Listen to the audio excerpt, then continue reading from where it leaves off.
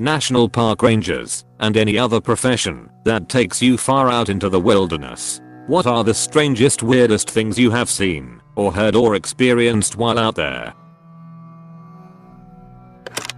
There was a group of teens that hadn't been heard from after their scheduled return time from a camping trip.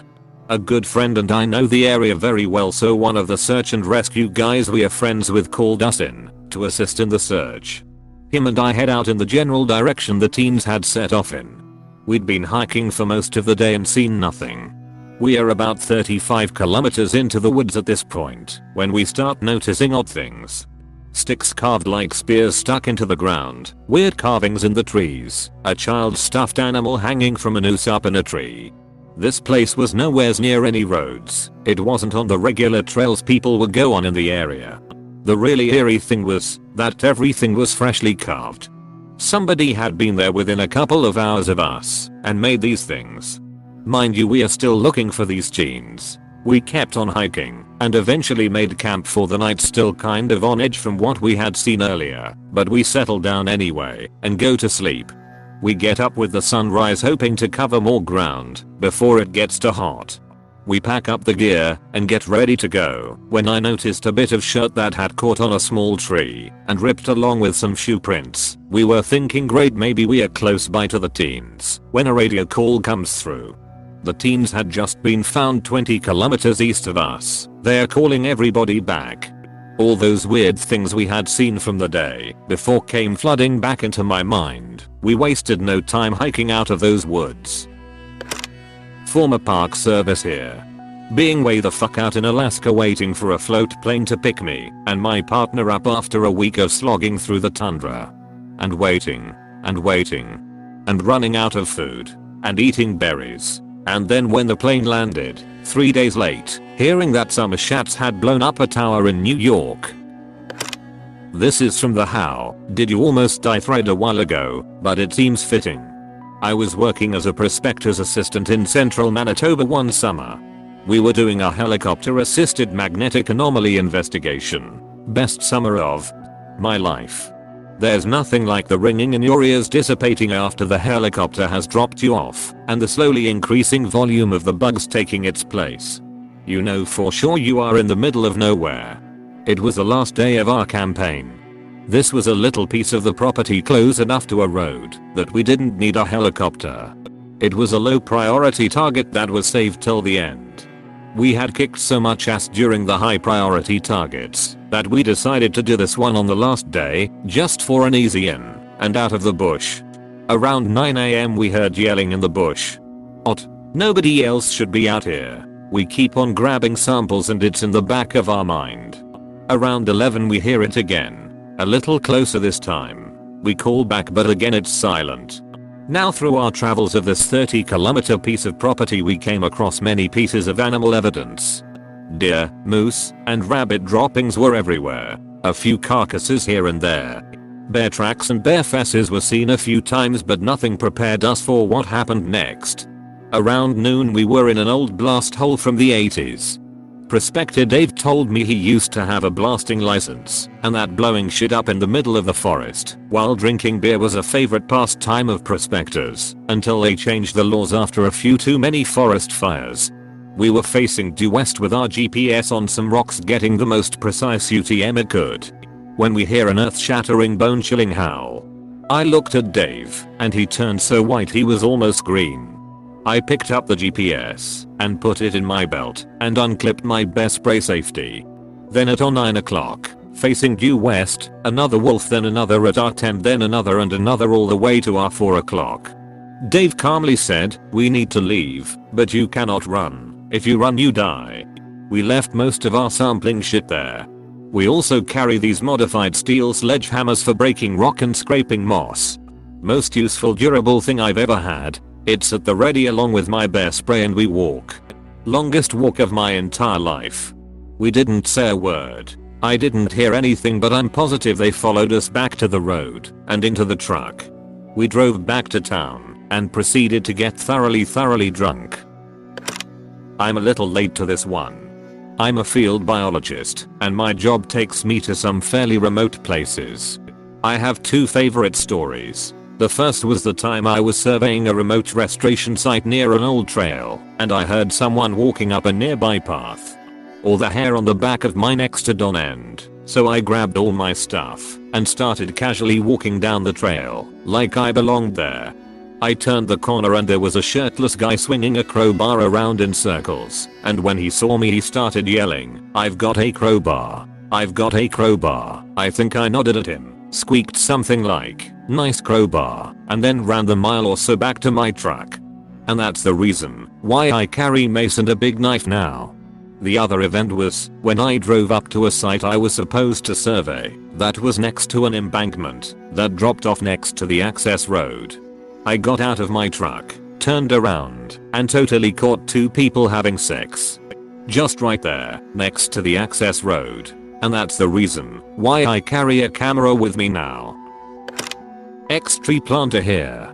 We were relaxing in the truck after work one evening, central BC, maybe a kilometer from a nearby lake. We noticed an osprey, a kind of bird of prey, in the distance, flying toward us, carrying something in its talons. It was really moving, and we soon saw why. A fully grown eagle was chasing it. It was probably a couple hundred feet above us. I was in the back seat, and maybe 10 seconds after the eagle passed out of view due to the roof of the cabin blocking my vision, a 10-pound fish landed in the middle of our dirt parking lot. Still flopping, one of the foremen grabbed it and cooked it up for dinner. I worked for a summer camp a while ago that was out in the wilderness. Have you ever heard a rabbit dying? That mixed with darkness and being alone is terrifying. Hint, a dying rabbit sounds like a screaming and crying baby. I was mapping one summer, ex-geologist, on the tundra in northern Quebec, Nunavik, approximately 150 to 200 kilometers from the nearest town. I mean, the middle of nowhere. No one was there. No cabins, no ATV routes, nothing. We were walking along when my field partner flipped a rock with his foot, just a random rock of millions. Tons of glacial float up there, when a piece of paper flies up from underneath it caught by the breeze. He turns to me, and we both go, "What the fuck?" because there should be no paper just randomly there. I track down the paper and find that it's folded. I open it up, and see that it's a note with the words, "Jet aim," on it with a drawn heart. Upon seeing this, I literally got chills up and down my spine, because the improbability of it floating all that way, being undamaged by the rain or the myriad of lakes, and then us finding it. I'm not a religious or superstitious man, but it felt like the universe or some higher power just reached out and poked me in the chest. Made an account just to share this story, which happened today. I'm doing some subcontracting work marking borders for the state of Massachusetts, meaning I walk around all day blazing and painting trees. I was working today in a wildlife management area which has one road going through it, and as I crossed it, I encountered a hiker. Now this guy seemed pretty normal, but from his perspective, a 6-foot tall 180-pound man just came crashing out of the woods wearing no shirt, covered in paint, holding an axe. He commented that my axe was a serious piece of equipment, and without thinking, I responded, "Yeah, gotta watch out, or it can cut you real easy." He looked completely terrified, muttered a goodbye, and took a brisk walk, while checking back over his shoulder every few seconds. I'm a seasonal ranger for my local forest district. Despite the fact that I live in a fairly suburban area, the forest preserves still make up 12% of the county, with much of the property being heavily wooded. Not far out wilderness, but pretty secluded in some areas. Being a seasonal employee, I have been on the job for a bit over a month now, but in my short time here I have found 1.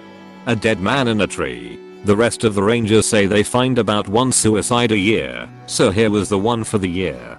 When we go around opening parks each day, we drive through to make sure everything is okay. In this instance I was driving through and had just lost sight of the road when I saw a man hanging from a tree in a clearing. He had hung himself. I called the cops and the coroner. Friggin' coroner took an hour to show up, and he was the only one with a ladder long enough to cut the guy down. So I stared at a dead guy in a tree for an hour. 2. Crazed, drugged up, naked man running around a parking lot. Took me and 3 other rangers to catch the damn guy. When we finally caught him, Found out he had multiple cuts across his body from running through brush and a rock lodged firmly up his ass. 3. Headless deer. Normally when a pack of coyotes take down a deer, yes we have a bunch of coyotes around here, they leave bite marks all over the body along with torn of flesh everywhere. But the head was cleanly sliced off and placed directly next to the body, meaning this is something created by human intervention. We still haven't figured that one out yet. For several years I worked out in the forests of a country that experienced a genocide in the not incredibly distant past. Several times I found skulls. Once I wasn't watching where I was going and stumbled on something soft. I looked down and it looked like a very old sweater had been lying there forever. I poked it with my foot and dug around in the vegetation a bit, and sure enough, most of the skeleton was gone, but it was clear there were bones inside the sweater. Somehow that freaked me out more than the skulls. I work in the outdoor field and lead trips regularly. I once led a trip to the top of Mount Sterling in NC. It's a tough climb to get to the top and about 6 miles from the nearest road. I was leading a group of 8 middle school kids and had one co-instructor. We were camping out on top of the mountain and it was a beautiful night with a full moon. The kids and the other co-instructor went to bed in their tents. I chose to spend the night in a hammock that night. I was really into a book I was reading, so I stayed up and read until about 10:30 p.m. I turned my headlamp off to settle in for the night. Everything around me was rather bright from the moon, and from the position I was in, I could see down the trail we had hiked to get to the top. I laid there enjoying the scenery and noticed something moving on the trail. Bears are common in the area, so I perked up. As it got closer, I could tell it was a person. We were in the middle of nowhere and there was someone hiking up the trail with no headlamp or any gear. I was just frozen watching this person move closer to our camp. They arrived at the top of the mountain where we were and just stopped. I watched as what appeared to be a man surveyed our camp. I really could only see the outline of him. He stood there for what seemed like 30 minutes, but may have been 10. He then turned, sat down under a tree facing our camp. He was sitting up in a way that I knew he wasn't trying to sleep. He just sat there staring at our camp. I had no idea what to do. I decided to wait it out. I waited, just staring at the man, while he stared at my camp. This went on until about 3:30 a.m. Then, he stood up, took a moment to survey my camp a few minutes longer, and then went back down the trail he came up on. I, to this day, have no idea what that was all about, but it freaked me out. I was paranoid that we were being followed for the rest of the trip. Thanks for watching, and share your stories. Don't forget to consider the idea to maybe think about potentially subscribing. Peace.